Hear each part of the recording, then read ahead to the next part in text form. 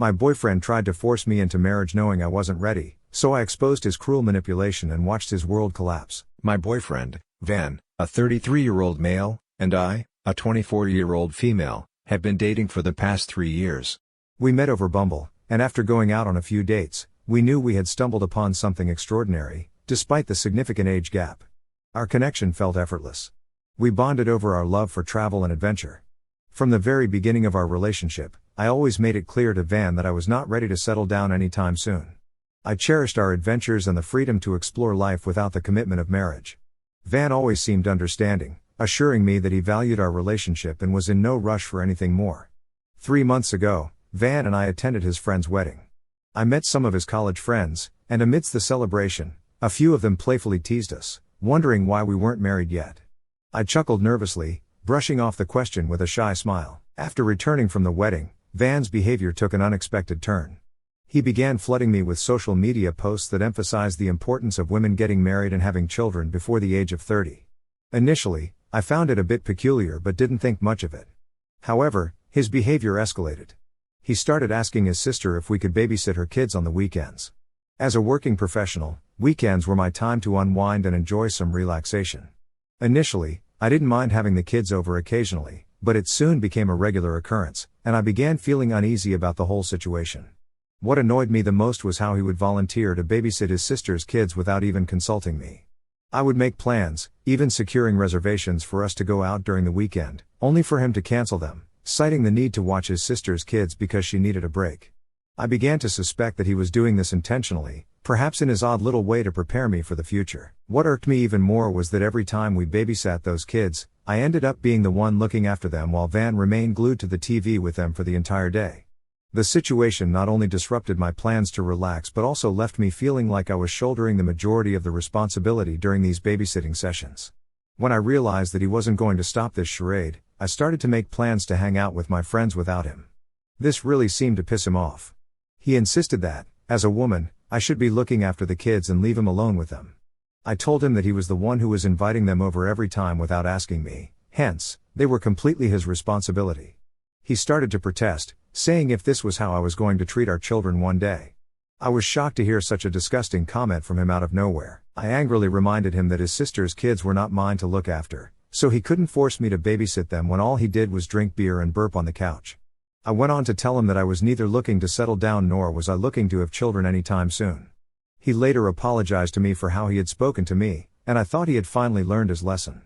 Over the next few weeks, he didn't bring up the matter, and we had a few great dates. Then, out of nowhere, when we were out on a date, I caught him staring at a family sitting nearby. He then turned to look at me and started to talk about how my biological clock was ticking already and we should get pregnant as soon as we can. His words started to scare me, as I realized he was no longer playing around. Despite me saying I wasn't ready, it seemed like Van wasn't listening. He was getting more and more obsessed with the idea of getting married. The pressure was getting too much, and I knew I had to talk about it before it messed up our relationship. One evening, after spending the day preparing a grand meal for us, I decided to have a more open conversation regarding this so I could understand where he was coming from. As we sat down to eat, the aroma of the food couldn't mask the tension that lingered in the air. I took a deep breath, gathered my thoughts, and finally broached the subject. I looked at Van, my fork pausing mid-air, and said, "Van, we need to talk about something important." His eyes met mine, and I could sense a mix of anticipation and unease. I began by expressing my feelings about marriage and how, at this point in my life, being just 24 years old, I wasn't ready for such a commitment. I explained that I valued our relationship immensely but needed time to grow individually before taking such a significant step. I told him that I did not want to be married for at least the next 4 years. Van, however, seemed taken aback. He tried to convince me with tales of happily married couples, the joy of raising children, and the security that a marriage could offer. His arguments were heartfelt, but I knew that they didn't align with the priorities I had set for myself. As he continued to make his case, I stood my ground, emphasizing my desire for personal growth. I made it clear that I was not ready for marriage, let alone getting pregnant at such a young age. It became a challenging conversation, with both of us expressing our perspectives passionately. Despite Van's attempts to sway my opinion, I remained firm in my stance. I explained that rushing into marriage wouldn't be fair to either of us and might jeopardize the very relationship we cherished. Hearing his continuous argument and feeling the weight of our differences, I took a deep breath and told Van that if my reluctance to marry were a deal breaker for him, perhaps it would be best for us to part ways. I saw a flicker of panic in his eyes. Van began to protest, his earlier conviction momentarily wavering. He backtracked, assuring me that our relationship meant more to him than any societal expectations or predefined timelines. He claimed that he just needed time to adjust his own perspective. He assured me that he would respect my choices from now on and give our relationship the space it needed to thrive. Although I wasn't fully convinced, I did observe the sincerity in his eyes. His reassurances held a promise that he had grasped the essence of my feelings and that the topic of marriage wouldn't loom over us like a storm cloud any longer. With a reluctant yet hopeful nod, I agreed, thinking that I would not have to worry about this again. After our serious chat, things chilled out. Van stopped bugging me about getting hitched, and we got back to our cool, adventure-filled groove. We continued to hike, explore, and enjoy life without any pressure. It felt like we had found our sweet spot again. My sister's birthday was coming up in a few weeks. I was delighted to be flying back home and meeting my family after a long time. In the days leading up to her birthday, I noticed that Van spent an unusual amount of time on his phone. He would act a bit odd every time I walked into the room, and it made me wonder what was going on. I tried not to jump to conclusions, but the uneasy feeling lingered like a storm brewing on the horizon. I couldn't shake the thought that something was going on with him. When we flew back to my hometown for my sister's birthday, Van's behavior became even more perplexing. He seemed overly invested in the preparations for her upcoming party, constantly checking his phone and excusing himself for mysterious calls. On the day of her birthday party, I was thoroughly enjoying myself. I was catching up with my family, chatting with friends, savoring the delicious food, and soaking in the festive atmosphere. Laughter and music filled the air, creating a joyous backdrop to the celebration. Amidst the lively chatter and celebration, Van decided to call everyone's attention by clinking his glass. His voice cut through the merriment, and a hush fell over the crowd as all eyes turned towards him. I felt a knot form in my stomach, a sense of unease settling in as I tried to comprehend what he was trying to do. Van began talking about how his life had changed since the day he met me. He smiled and started describing how he never thought he would settle down until he met me. I was bewildered and confused about what he was doing. He walked up to me and suddenly got down on one knee. I gasped in shock as my family and friends erupted in a chorus of encouragement, cheering him on as he took out a ring. He continued to say how he couldn't wait to spend the rest of his life with me and eventually start a family.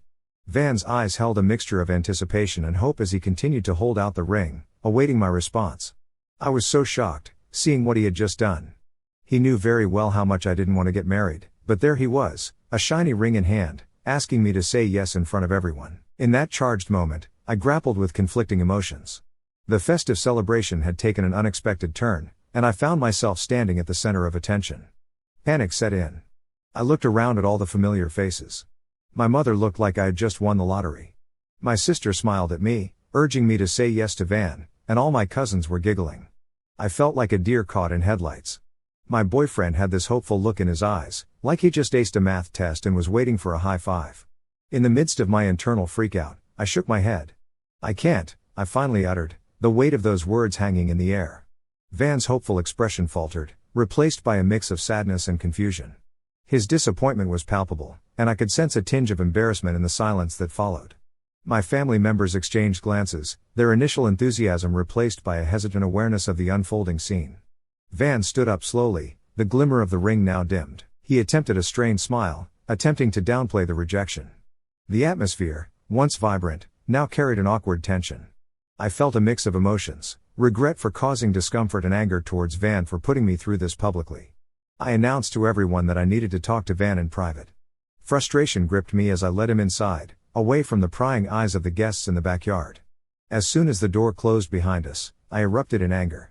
I couldn't believe the audacity he had to pull a public proposal to pressure me into saying yes when he clearly knew that I wasn't looking to settle down anytime soon. Hearing my words, tears welled up in his eyes. His voice quivered as he expressed how I had shattered his dreams, claiming that proposing was the ultimate expression of his love and any other woman would have been excited to say yes to him. I angrily retorted that he should then go and propose to someone else because I couldn't be with him anymore. The scene quickly escalated, with Van's tears turning into audible sobs. He started to accuse me of leading him on all these years, playing with his emotions. I reminded him about our past conversation and how I never signed up for this emotional roller coaster, so I didn't understand how I was suddenly the bad guy. The commotion caught the attention of my sister and mother, who rushed in with concern etched on their faces. Seeing his tear-stricken face, they started to implore me to reconsider his proposal, highlighting how it was time for me to grow up and settle down. I couldn't believe how my own family could force me to get married when I had already clearly expressed that I was not ready. My sister told me that I had no right to embarrass Van in front of everyone. I looked around and saw some of my friends giving me sympathetic glances, thinking I was crushing my poor Van's dreams. Overwhelmed by the embarrassment and the persistent opposition from my family, I couldn't bear the weight of the situation. I quietly walked out of the party, leaving Van to continue his emotional display in front of everyone. Since the incident, the atmosphere at home remains charged. Van, overwhelmed by embarrassment and the aftermath of his heartfelt proposal gone awry, decided to fly back alone. I was a bit relieved, as I knew that we needed space at this moment. Even though he is gone, the awkwardness continues to linger, with my family questioning my decision and attempting to sway me towards reconsidering his proposal. Despite sticking to my guns about not wanting to get hitched, I find myself grappling with guilt. The image of Van's sad face keeps replaying in my mind. Did I break his heart? Maybe, but at least I didn't break my own in the process. So, Reddit, am I the asshole for rejecting my boyfriend's proposal after clearly letting him know that I was not interested in marriage now? In the aftermath, since I wrote this story, a lot has happened in my family. My sister, Donna, and I have had a fighting match regarding what happened between me and Van. She revealed how Van had confided in her about his elaborate plan to propose, and she had known about this for weeks. In her mind, she believed it would be a wonderful surprise for her birthday celebration. The disappointment on her face was evident as she expressed how my rejection and my selfish nature had cast a shadow over what should have been an otherwise joyous occasion for everyone to celebrate. My mother tried to keep the peace between us, but I couldn't take my sister's accusations anymore. Amidst a heated exchange, I finally confessed to them that Van and I have had multiple conversations about marriage. I emphasized that I had consistently communicated my reluctance to it, and not so soon. Hearing this, my sister's expression shifted from anger to a mix of frustration and confusion. She asked me to elaborate more, and I told her how I had communicated my priorities to Van clearly, and Van had promised me that he would not be pressuring me to get married anymore. I asked her if Van had told her about our conversation, and she shook her head no. It was clear that my sister had been unaware that I had expressed my feelings to Van long before he decided to publicly propose to me. Donna then questioned me why Van would purposefully propose to me if he knew that I wasn't going to get married. I explained to her that, despite our conversations, Van somehow might have thought that a grand gesture would somehow change my mind. It was as if he believed the public nature of the proposal could override the doubts I had expressed about settling down so soon. My dad, who was hearing our conversation, decided to speak up at this moment. He generally doesn't like to interfere in family matters and detests being around any drama. I braced myself, thinking that he was going to reprimand me also, like my sister was, but to my surprise, my dad told Donna to leave me alone. No one should feel forced into marriage, he remarked, his tone reflecting a stern yet understanding demeanor. If he truly cared about her, he would not have pressured her so publicly. Love should grow naturally, not be coerced with grand gestures and unnecessary drama. His words resonated in the room, causing a brief pause in the conversation. Donna, visibly conflicted, seemed to absorb the gravity of my dad's perspective. I couldn't help but feel a mix of gratitude and bewilderment towards my dad for having my back. Despite my sister temporarily shelving the conversation, there's an underlying skepticism lingering in the air. As for Van, he has been calling me nonstop after flying back home. I thought we could take a bit of space from each other, but he has been constantly texting how much he loves me and misses me. He has sent me paragraph after paragraph about how he can't imagine spending the rest of his life with anyone except me. It's starting to make me feel suffocated. I have loved Van all these years, but his refusal to accept my boundaries is making me question our relationship. I will update you once I fly back home and confront him. To start with, when I returned to the city, I didn't immediately go back home, as I knew Van would be waiting for me. His constant calls and heartfelt messages have overwhelmed me, and I didn't have the energy to confront him. I decided to stay at a nearby hotel for a few days while I went to work. Despite my initial resolve to address the situation calmly, his relentless pursuit became overwhelming. 2 weeks later, I decided it was time for a face-to-face confrontation. I invited Van out for lunch, and he was excited to see me after so long. As I met him, the weight of unspoken words hung in the air. His eyes pleaded for reconciliation, but I knew deep down that our paths had diverged irreversibly. In a quiet corner of the restaurant, we laid bare our feelings. I recounted how the public proposal, despite his good intentions, had become an unforgivable moment. I conveyed the embarrassment and discomfort that lingered in the aftermath, emphasizing the strain it had put on relationships within my family. He then started to protest, insisting that everyone would forget about this incident once we got married. I sighed in exasperation, looking him in the eyes, and firmly conveyed that I didn't want to be with him anymore. His eyes grew wide in shock as I continued to explain. I didn't want to be married to someone who would knowingly force me into a corner publicly.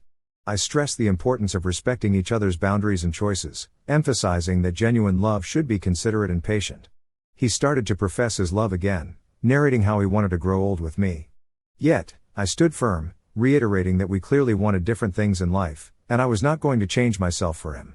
Emotions ran high, tears flowed, and Van continued to plead. I empathized with his heartbreak but stood resolute, unwilling to compromise my own priorities. His initial shock started to turn into resentment, and his frustration began bubbling to the surface. He began to accuse me of holding him back, even using derogatory words like gold digger. He argued that all his friends were settling down, building families, and here he was, trying to convince me to get married. He told me how he was the best thing to ever happen to me and that I was a foolish girl if I decided to let him go. His words were laced with so much bitterness and desperation that I couldn't help but laugh, which stopped him mid-rant. His claim of being the best thing to ever happen to me struck me as ironic, considering the emotional turmoil his grand proposal had caused me the last few weeks. I told him that I had been feeling guilty a few days ago for rejecting his proposal, but watching his reaction had solidified the fact that I was right not to marry him. Van, caught off guard by my response, seemed momentarily lost for words. I could see the realization dawning on him, even if reluctantly, that I was not going to listen to his demands. With a heavy sigh, I wished him luck for his future and told him not to bother me ever again. I also let him know that I would be coming by the next day to pick up my things from our place so I could officially move out. Van reluctantly agreed, a mix of resentment and acceptance etched on his face. As we parted ways, I couldn't help but feel proud of myself for standing up for what I wanted. It wasn't about relishing in his disappointment. Instead, it was the importance of standing up for what I truly wanted, even if it meant disappointing someone else. It's been about 4 months since I broke up with Van. My life has been going surprisingly well. After our breakup, I moved out from his place into a flat where I live with a great roommate. It has been a bit daunting to adjust to a new space, but the clarity of newfound independence offered a glimmer of hope. It felt like shedding a weight I didn't realize I was carrying while dating Van. In the days that followed, I faced my fair share of questions and raised eyebrows from my family. My sister, Donna, initially struggled to accept the situation, still holding on to the notion that I had let go of something good, aware of the lingering concerns. I decided to invite Donna to visit me at my new place. The intention was to spend some one-on-one time with her, giving us the chance to have a heartfelt conversation without the prying ears of our family members. When she visited me, we could finally talk about everything. I started by acknowledging her concerns, understanding that my decisions might have seemed sudden and unexpected to everyone, as I had been with Van for a long time. I wanted to reassure her that my breakup with him wasn't about rejecting a good thing but about recognizing what truly made me happy. We delved into the dynamics of my relationship with Van, the pressures that had been building, and how his grand proposal had become the tipping point that eventually forced me to break up with him. Donna, with a mix of curiosity and concern, asked about my emotional state during and after the breakup. I explained the relief that came with shedding the expectations that didn't align with my desires. We shared a few laughs about the awkwardness of the proposal incident, finding some humor in the chaos. The conversation then shifted to the positive changes in my life post-breakup. I highlighted the freedom I had now to make decisions in my life without the constant worry and pressure of what my partner would want and how I had been rediscovering myself. Donna listened, starting to understand my perspective. In the end, she assured me that if this was something that made me happy, then she didn't want to stand in my way. I felt relieved hearing her words. Our talk then transitioned from the heavy topics to more lighthearted banter. Over the course of her stay with me, we had a great time, and I took her around the city for sightseeing. Since my sister's visit, my mother has also started to see that I have been doing much better without Van. She has apologized to me over time for judging me that day and has assured me that I have the autonomy to decide when and if I ever want to get married. She emphasized that my happiness and well-being were her primary concerns, and she would stand by my decision no matter what. Life has taken a turn for the better. The weekends are now mine to relax and enjoy without the stress of babysitting or unexpected marital discussions.